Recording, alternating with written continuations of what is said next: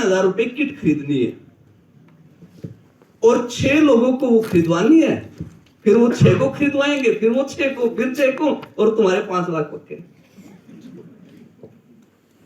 बहुत बार आपके अपलाइनों ने ऐसे समझाया होगा आपको, वो तो 1-2 महीने बाद पता चला है इतना।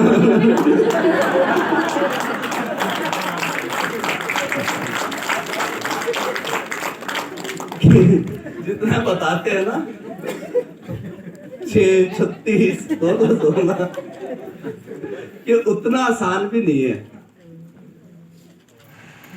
तो उस टाइम, और अच्छी बात यह थी कि जिसने मुझे ज्वाइन करवाया था उसने 7 दिन कंपनी छोड़ दी। अब मैं तो स्टूडेंट था, बड़ी मुश्किल से 1 किट के पैसे थे, ये भी नहीं पता अच्छी कौन सी होती है। 7 दिन बाद वो बोला दूसरे वाली अच्छी है। मैं बोला उसमें अच्छा क्या? बोला उसमें 2 ही लेग चला रही है।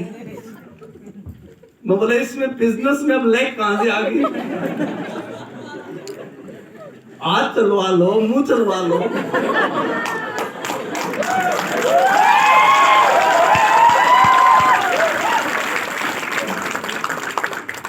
क्योंकि आज तो ये बिजनेस बहुत बढ़िया सेट हो चुका है। गवर्नमेंट ऑफ इंडिया गाइडलाइन ले आई है, सब अच्छे से जानने लगे। लेकिन आज से 17-18 साल पहले प्लान भी ऐसे दिखाते थे, आज तो हम खुद ही हंसते हैं उस टाइम प्लान कैसे होते थे। तो तब इस इंडस्ट्री को कोई भी नहीं जानता था। तो ऐसे मेरी शुरुआत हुई और मेरे पहले 3 चेक बड़े अच्छे आए, बहुत बड़े बड़े चेक आए। मैं इससे भी खुश हुआ जब मेरा पहला चेक आया। तो चेक पहले ये ट्रांसफर नहीं होते, चेक आता था। तो चेक आया ₹261 का।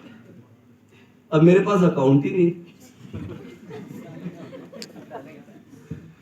भाई। मैक्सिमम अब तो खैर मोदी जी ने बहुत लोगों के अकाउंट खोल दिए, तब तो ऐसा सिस्टम था ही नहीं, किसी भी स्टूडेंट के पास अकाउंट थे ही नहीं।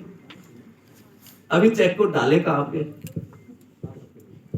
मैंने देखा यार, पहली बार मेरे नाम से कोई चेक आया, इस चेक में सब सही था, मैं थोड़ी जीरो कम थी। मैंने कहा जीरो ही तो बढ़ानी है। देखो, आपका देखने का नजरिया होना चाहिए। मेरी लाइफ को चेंज किया ट्रेनिंग्स ने, क्योंकि मैंने इस बिजनेस को कभी भी स्कीम की तरह नहीं लिया। मैंने इस बिजनेस को हमेशा एक बिजनेस की तरह समझा, काम की तरह समझा।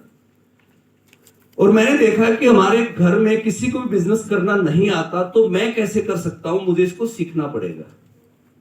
सिखाएगा कौन? जो इस काम के एक्सपर्ट थे। तो उस जमाने में भी मैंने कोई भी मीटिंग ट्रेनिंग मिस नहीं की। तो मैं 3 महीने जब मुझे हो गए इस बिजनेस में, तो जून महीना आया जब हमारा रिजल्ट आता था, और वो मेरी लाइफ का टर्निंग पॉइंट था, जून 2003। क्योंकि तब तक मैंने घर वालों को पता ही नहीं लगने दिया कि मैं कोई बिजनेस कर रहा हूं। अब मेरे फादर ने पूछा कि भाई आगे कहां एडमिशन लेना है, क्योंकि मेरे फ्रेंड कोई एमबीए कर रहा था, कोई एमएससी आईटी कर रहा था, आगे पीजी तो करनी थी। मैं बड़ा कंफ्यूज था कि इस बिजनेस को पार्ट टाइम करूं, फुल टाइम करूं, कैसे करूं। अक्सर हम लाइफ में कंफ्यूज होते हैं। आप में से भी बहुत सारे लोग कंफ्यूज होंगे कि मैं इस बिजनेस को कितना समय दूं। ना फुल टाइम करना गलत है, ना पार्ट टाइम करना गलत है। हम जो भी डिसीजन ले उस हिसाब से हमें काम करना चाहिए। तो उस टाइम मेरा एक फ्रेंड था, उसको कोई एक इवेंट की ना टिकट सेल करके चला गया ₹2800 की। कोई अंग्रेजों की कंपनी थी, उसका एक सेमिनार हो रहा था दिल्ली तालकटोरा स्टेडियम में, और उसने वो टिकट मुझे भेज दी। मैं अटेंड करने चला गया। उस दिन मेरे लाइफ के इतने फंडे क्लियर हुए, क्योंकि वहां एक अंग्रेज आया हुआ था जो 1969 से नेटो मार्केटिंग में था। इंडिया में इस बिजनेस को कोई जानता नहीं था, और यूएस के अंदर वो 69 से कर रहा था। और तब उसे काम करते हुए 34 साल हो चुके थे, जब मेरी एज 19.5 साल थी। उसे इस बिजनेस में 34 साल हो चुके थे। और उसने बताया कि हमारे कंट्री में बिजनेस 50 साल से ज्यादा पुराना है, 2003 में बता रहा था। तो मैंने एक चीज सोची कि जो काम अमेरिका में 50 साल पुराना है, आने वाले 20-25 साल में वो इंडिया में बहुत बड़ा बनेगा। फिर उसने बताया कि जब उसने काम शुरू किया तो उसकी पहले साल की कमाई थी सिर्फ $100 और पिछले महीने की कमाई थी लगभग $10 लाख।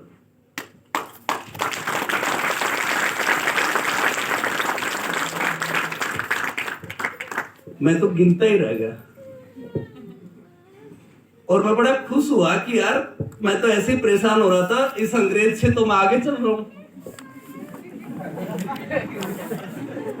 भाई इसने पहले साल में तब $50 का था, 5,000 ही कमाए।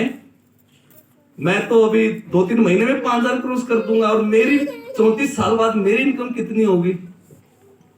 तो मैं सोच रहा था $10 लाख नहीं, $1 लाख की भी तो बहुत है। $1 लाख से भी काम चल जाएगा। तो आपको किसी ना किसी से इंस्पिरेशन मिलती है। एक गीता फोगाट के मेडल ने पता नहीं कितनी लड़कियों की लाइफ चेंज की, एक आईपीएल ने पता नहीं कितने खिलाड़ियों की लाइफ चेंज की। तो उस मीटिंग के बाद जब भी मीटिंग से जाते हैं ना तो दोस्त कुछ ज्यादा याद आता है। अब मेरा वाई क्लियर था कि पढ़ाई वो वाली नहीं करनी जिसमें डिग्री मिले, पढ़ाई तो करनी है लेकिन वो वाली करनी है जो बिजनेस सिखाएगी। तो मैं बहुत सारी किताबें खरीद लाया, तो उस दिन उसने रिकमेंड की और अब मैं चला गया घर। मेरे फादर पूछने लगे अब आगे क्या करना है। मैं बोला पिताजी आप टेंशन मत लो, एक तो एज कम, ऊपर से अंग्रेज को सुन के आया हुआ।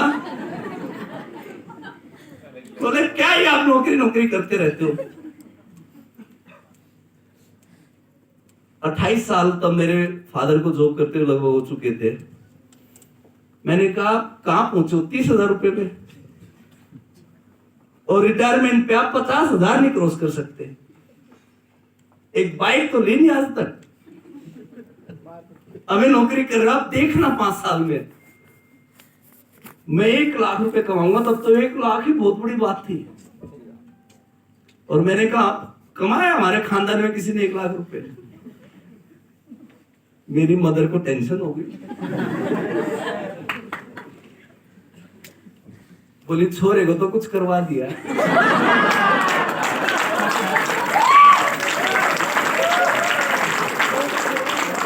होता है कि नहीं होता है। और वो मिर्च लाई, नींबू भी, बोले तो बैकी बातें कर रहा है। तो फिर थोड़ी बहुत देर तो मेरे पिताजी ने मेरी सुनी, फिर उसके बाद जो उन्होंने किया वो बताने लायक नहीं है।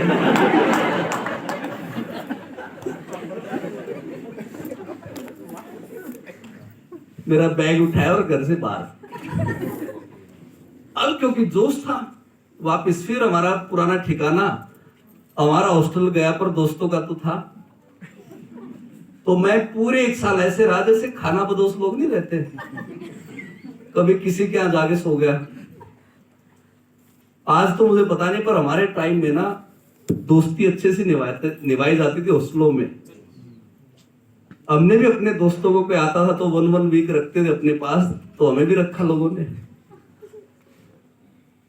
अब रेंट नहीं देना पड़ा तो छोटे चेक से भी काम चल जाता था। तो वहां से मुझे पता चला कि 500 रुपए की भी क्या वैल्यू है जो आदमी खुद कमाता है। और पहले साल मैंने 35,000 रुपए कमाए।